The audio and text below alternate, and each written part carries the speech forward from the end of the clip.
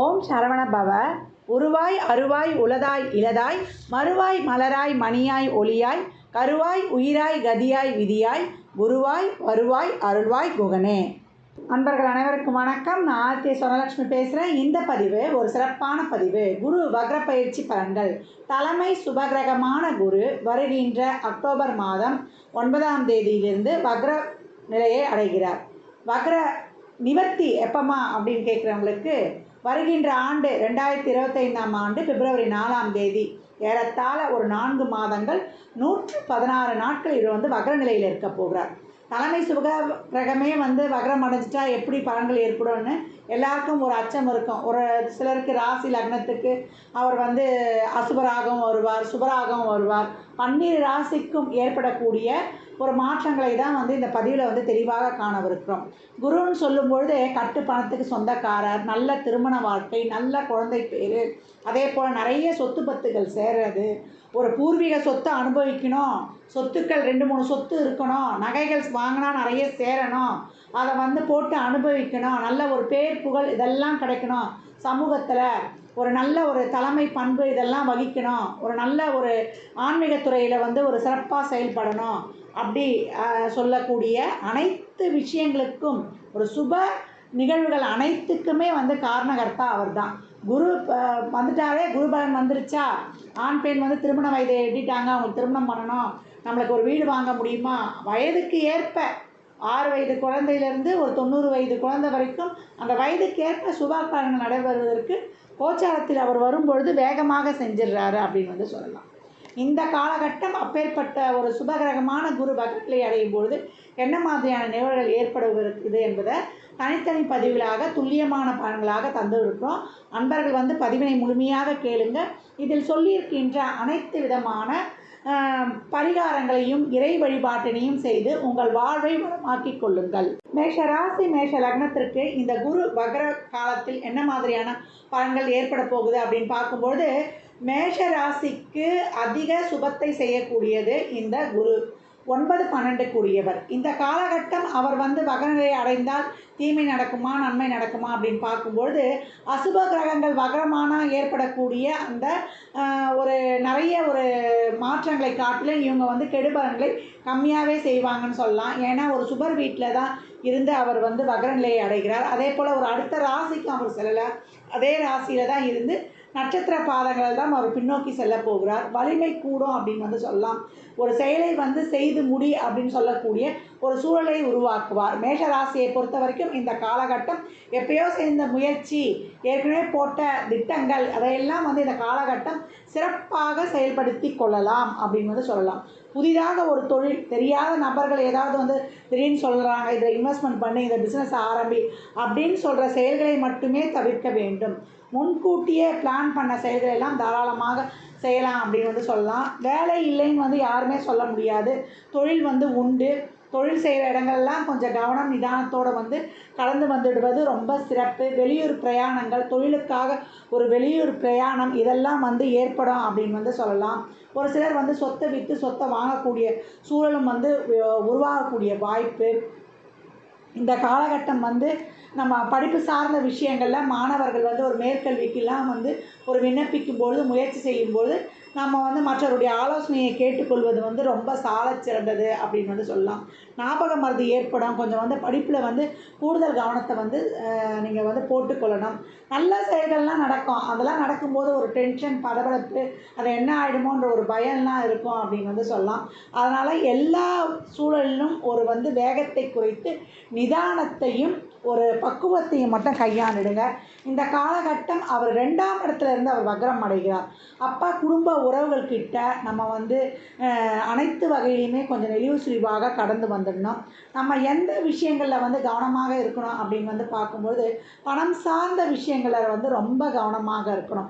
பணம் கொடுக்கல் வாங்கல், யாருக்காவது ஒருத்தருக்கு ஜாமீன் போட்டோன்னா இந்த காலகட்டம் நம்ம உஷாராக இருக்கணும். நண்பர்கள்னு சொல்லுவாங்க, தெரிஞ்சவங்க சொல்லுவாங்க, ரொம்ப நல்லா பழகியிருப்பாங்க. அவங்க ஒரு சின்ன இதுதான்ப்பா, நான் அதை கட்டிடுவேன், நீ கொஞ்சம் வாய் வார்த்தையில் சொன்னால் கூட போச்சுன்னு சொன்னீங்கன்னா மாட்டிக்குவீங்க. அதனால் இந்த காலகட்டம் பணம் சார்ந்த விஷயங்களை கவனம் தேவை. ஜாமீன் சார்ந்த விஷயங்களை கவனம் தேவை. பிரயாணம் சார்ந்த விஷயங்களை கவனம் தேவை. ஒரு இரவு நேர பயணங்களை வந்து தவிர்த்து கொள்ளுங்கள். அதே போல் இந்த காலகட்டம் நீர்வழி பிரயாணம் இல்லை ஒரு நீர்வழியில் ஒரு படகு சவாரி செய்கிறது இதெல்லாம் வந்து கொஞ்சம் கவனம் தேவை அப்படின்னு வந்து சொல்லியாச்சு. உணவு பழக்க வழக்கங்களில் முறையாக கையாளணும். நோய் சார்ந்த விஷயங்களில் உடல் ஆரோக்கியத்தில் கூடுதல் கவனம் தேவை. உங்களுடைய பெற்றோருடைய உடல் உறவாகட்டும், உங்கள் குடும்ப உறவுகள் உடல் ஆரோக்கியமாகட்டும், இதெல்லாம் வந்து உடல் ஆரோக்கியத்தில் வந்து உங்களுக்கு கவனம் அதிகப்படியாக தேவை. உணவு பழக்க வழக்கங்களை முறையாக கையாண்டுடுங்க. இந்த ஒபிசிட்டி பிரச்சனை, அதே போல் வந்து உங்களுக்கு ஒரு நரம்பு சார்ந்த பிரச்சனை இருப்பாங்க, ஒரு தலை சார்ந்த பிரச்சனை இருக்கவங்களாம் இந்த காலகட்டம் வந்து அதிகப்படியான கவனத்தை எடுத்துக்கொள்ளணும். ஒரு சிலருக்குலாம் வந்து இந்த ஃபைல்ஸ் கம்ப்ளைண்ட் இருக்கிறவங்கலாம் கொஞ்சம் உணவு விஷயத்தில் காரம் உஷ்ண சம்மந்தப்பட்ட விஷயங்கள்லாம் கொஞ்சம் கவனமாக இருக்கணும். அதெல்லாம் வந்து ஒரு சிலருக்கு அதிகரிக்கக்கூடிய வாய்ப்பும் இந்த காலகட்டம் காணப்படும் அப்படின்னு வந்து சொல்லியாச்சு. மொத்தத்தில் உடல் ஆரோக்கியம் கவனம் அப்படின்னு சொல்லியாச்சு. அதே திருமணம் சார்ந்த விஷயங்கள் எல்லாம் வந்து நீங்கள் வேகமாக முடிவெடுத்துடாதீங்க. கொஞ்சம் நிதானமாக கையாண்டுடுங்க. குழந்தை பிறப்பு போன்ற விஷயங்களில் வைத்தியம் வந்து கொஞ்சம் மெதுவாகவே கை கொடுக்கும். குழந்தைங்கிட்டலாம் கொஞ்சம் கடுமையை காட்டுறாதீங்க. குழந்தைய வந்து சொல் பேச்சு கேட்கலன்னா உங்கள் உறவுகளில் யார்கிட்ட அவங்க ரொம்ப மிங்கிள் ஆகிறாங்களோ அவங்க மூலியமாக அவங்களுக்கு ஒரு அறிவுரையை கொடுத்துருங்க. குழந்தை நலம் சார்ந்த விஷயங்கள்லாம் ரொம்ப கஷ்டப்பட்டு நம்ம வந்து இந்த காலகட்டம் வந்து செய்து முடிக்கிற மாதிரி இருக்கும். மேஷராசியை பொறுத்த வரைக்கும் குரு வந்து சாதாரணமாக இருக்கும்பொழுது அவரை வந்து நல்ல நிலையில் இருக்கும்பொழுது தான் அவர்களுக்கு அதிகப்படியான பலன்கள் நடக்கும். மகர காலங்களில் வந்து அவளுக்கு பலன்கள் கொஞ்சம் நடப்பது கம்மியாக தான் இருக்கும். பெருமளவு வந்து பாதிப்புகள் ஏற்படாது. அதற்கு தான் வந்து இந்த காலகட்டம் வந்து பொறுமையாக கையாண்டுடுங்க அப்படின்னு வந்து சொல்லியாச்சு. இதே வந்து ஒரு சிலருக்கு குருலாம் வக்ர நிலையில் இருக்குது. பிறப்பு ஜாதகத்திலேயே பான் போட்டிருக்கும் குரு பக்கத்தில். ஒரு சில இதில் வந்து 6ன்னு பக்கத்தில் போட்டிருக்கும். அதெல்லாம் வந்து குரு வக்ர நிலையை கொடுக்கும். அவங்களுக்குலாம் ஒரு சிலருக்கு வந்து தொழிலில் வந்து நல்ல ஒரு பதவி உயர்வு, ஊதிய உயர்வு, ஒரு திடீர் அதிர்ஷ்டம், வெளியூர் வேலை வாய்ப்பு, வெளி இடத்துல சொத்து வாங்கிறது இதெல்லாமே அடையக்கூடிய வாய்ப்பு, அவங்களுக்கு பிள்ளைகளுக்கு ஒரு நல்ல வேலை வாய்ப்பு கிடைக்கிறது இதெல்லாமே நடக்கக்கூடிய வாய்ப்பு இருக்குது. இதை வந்து உங்கள் குரு வக்ரம் இருக்கா, குரு வக்ரம் இல்லையா என்று பார்த்து நீங்கள் வந்து பலன்களை எடுத்துக்கொள்ளணும். பெரும்பாலும் வந்து இந்த காலகட்டம் அனைத்து விஷயங்கள்லேயும் வந்து கொஞ்சம் கவனமாக இருப்பது, ஒரு நிதானத்தை கடைபிடிப்பது ரொம்ப அவசியம் அப்படின்னு வந்து சொல்லியாச்சு. மேஷராசியை பொறுத்த வரைக்கும் இந்த காலகட்டம் ஒரு கமிட்மெண்ட்லேயோ ஒரு வாக்குறுதியோ யார்கிட்டையும் கொடுத்து மாட்டிக்கொள்ளாதீங்க. அதுதான் உங்களுக்கு அறிவுறுத்தப்படுகிறது. ஒரு விளையாட்டுத்துறையில் இருப்பவங்களுக்கு தான் இந்த காலகட்டம் வந்து எல்லா செயலையும் கொஞ்சம் முடிக்கிறது கொஞ்சம் கடினமாகவே இருக்கும். அதே போல் அரசியல் துறையில் இருப்பவர்களுக்கு அரசாங்கத்துறை சம்மந்தப்பட்ட செயல்கள் செய்வதற்கெலாம் இது வந்து ஒரு சிறப்பான காலகட்டம். ஒரு ஆன்மீக பயணம் இல்லை வந்து ஒரு ஆன்மீக சார்ந்த ஒரு சுற்றுலா இதெல்லாம் போகக்கூடிய வாய்ப்புலாம் வந்து இந்த காலகட்டம் வந்து அதிகமாகவே இருக்கும் அப்படின்னு வந்து சொல்லலாம். அதிகப்படியாக கடனை வாங்கிடாதீங்க. பின்னாடி உங்களுக்கு கட்டுறது வந்து ரொம்ப கஷ்டமாக இருக்கும். பொருட்களை, விலையுயர்ந்த பொருட்களை, பணத்தை வந்து கவனமாக கையாண்டுடுங்க.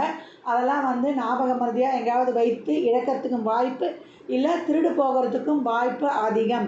அதனால் அனைத்து விஷயங்களையுமே இப்போ ஒரு குழந்தையே ஒரு வெளியிடங்களுக்கு கூட்டு செய்கிறீங்கன்னா கொஞ்சம் கவனமாக உங்கள் கையை பிடிச்சி உங்கள் கண்காணிப்பில் வைத்துக்கொள்வது அவசியம். அனைத்து வகையிலுமே நீங்கள் வந்து கொஞ்சம் கவனமும் எச்சரிக்கையுடன் இருக்க வேண்டிய காலகட்டம். பணம் சார்ந்த விஷயம், உறவு சார்ந்த விஷயம், பொருட்கள் சார்ந்த விஷயம் அப்படின்னு வந்து சொல்லலாம்.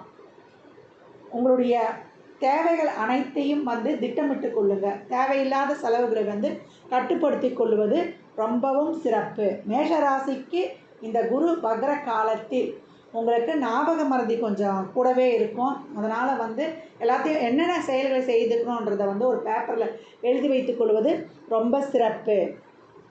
ஒரு சிலர்லாம் வந்து இந்த சுக்கிரனுடைய நட்சத்திரத்தில் பிறந்தவங்க ஒரு 60 வயசுக்கு மேலே இருந்தீங்கன்னா உங்களுக்கு குரு தசாவே நடைபெறும். அவங்கெல்லாம் வந்து ஒரு ட்ரஸ்ட்டை ஆரம்பிக்கணும், ஒரு ஆன்மீக சார்ந்த விஷயங்கள்லாம் ஈடுபடணும்னா தாராளமாக இந்த காலத்தில் ஈடுபடுங்க. நிறைய தான தர்மங்கள் பண்ணுங்கள். எவ்வளோக்கு எவ்வளோ வந்து நீங்கள் முகம் தெரியாதவருக்கு உங்கள் உறவுக்குள்ளேயே பண்ணிக்கக்கூடாது. உறவு இல்லாத மற்ற குழந்தைகளுக்கெல்லாம் ஒரு நோட் புக் வாங்குறதுக்கு, அவங்களுக்கு ஸ்கூல் ஃபீஸ் கட்டுறதுக்கு, இதற்கெல்லாம் வந்து நீங்கள் வந்து அவங்களுக்கு ஒரு சாப்பிட்றதுக்கு வாங்கி கொடுக்குவதற்கு இதெல்லாம் பண்ணும்பொழுது குழந்தைகளுக்கு நீங்கள் செய்யும்பொழுதும் உங்களை குருமாராக நான் வாழ்க்கையில் உயர்ந்ததுக்கு இவர் தான் காரணம், இவர் தான் வந்து நான் குருவாக நினைக்கிறேன் அப்படின்னு சொல்கிறவங்களுக்கு உங்களால் இயன்ற உதவிகள்லாம் செய்யும்பொழுது இந்த வக்ர காலத்திலும் உங்களுக்கு ஏற்படக்கூடிய நெருக்கடிகளை வந்து நீங்கள் தீர்த்து கொள்ளலாம். அருகில் இருக்கக்கூடிய நவகிரகங்களில் இருக்கக்கூடிய குரு பகவானை வழிபடுவதும், அதே போல் ஒரு குருவுடைய வழிபாடு, மகான்கள் வழிபாடு சித்தர்கள் ஜீவசமாதி வழிபாடு இந்த காலகட்டம் வைத்துக்கொள்வது உங்கள் வாழ்க்கையின் ஏற்றத்திற்கு மிக சிறப்பான பலன்களை மிகுதியாக தரும் அப்படின்னு சொல்லலாம். மெடிடேஷன் பண்ணுங்கள். குருனாலே தியானம்தான். இந்த காலகட்டம் அமைதியாக இருந்து செயல்படுவது தான் உங்களுக்கு அதிகப்படியான பலனை தரும். மேஷ ராசிக்கு இந்த குரு வக்ர காலத்தில் அதிகப்படியான நன்மைகள் நடைபெறுதோ அப்படின்னு எதிர்பார்க்காதீங்க. தீமைகள் நடைபெறாமல் இருப்பதே நமக்கு சிறப்பான பலன் தரும் அப்படின்னு சொல்லலாம். இந்த பலன்கள்லாம் கோள்களின் கோச்சார நகர்வை வைத்து சொல்லப்பட்டிருக்கு. உங்கள் சுய ஜாதகத்தில் இப்போ என்ன தசாபுத்தி நடக்குது, அது எதற்காக உங்களுக்கு ஊக்கப்படுத்துது, அது திருமணம் குழந்தை பாக்கியத்துக்காக குரு உங்களுக்கு முதன்மை தரப்போகிறாரா, இல்லை பொருளாதாரத்திற்கு செயல்பட போகிறாரா என்பதெல்லாம் உங்கள் சுய ஜாதகத்தில் ஆய்வு செய்யும்பொழுது நம்ம தெளிவாக அறிந்து கொள்ளலாம். குரு தசாவே நடந்து குருவும் வக்ர நிலையில் இருக்கும் பட்சத்தில் நமக்கு சிறப்பு பலன்களை அதிகப்படியாக எதிர்பார்க்கலாம். மேஷ ராசி லக்னக்கார அன்பர்கள் வாழ்நாள் முழுவதும் சிறப்பான பலனை அடைவதற்கு என் மனமார்ந்த வாழ்த்துக்களை தெரிவித்துக் கொள்கிறேன். ஜாதகம் பார்க்க விரும்பும் அன்பர்கள் கீழ்கண்ட எண்ணுக்கு மெசேஜ் செய்யுங்க. தங்களுக்கான விவரங்கள் அளிக்கப்படும். அப்பாயின்மெண்ட் பெற்றுக்கொள்ளலாம். ஜாதகம் சிறந்த முறையில் கணித்து பார்த்து தரப்படும். முகூர்த்த நாட்கள் குறித்து தரப்படும். ஜாதகம் சிறந்த முறையில் கணித்து எழுதி தரப்படும். அவரவர் சேவைக்குண்டான கட்டணத்தை செலுத்தி சிறப்பான சேவைகளை பெற்று வாழ்வை வளமாக்கிக் கொள்ளலாம். மற்றும் ஒரு சிறப்பான பதிவில் சந்திக்கும் வரை தங்களிடமிருந்து விடைபெற்றுக் கொள்வது ஆர்த்திய சொர்ணலக்ஷ்மி. மிக்க நன்றிகள். வாழ்க வளமுடன். நற்பவி நற்செழி.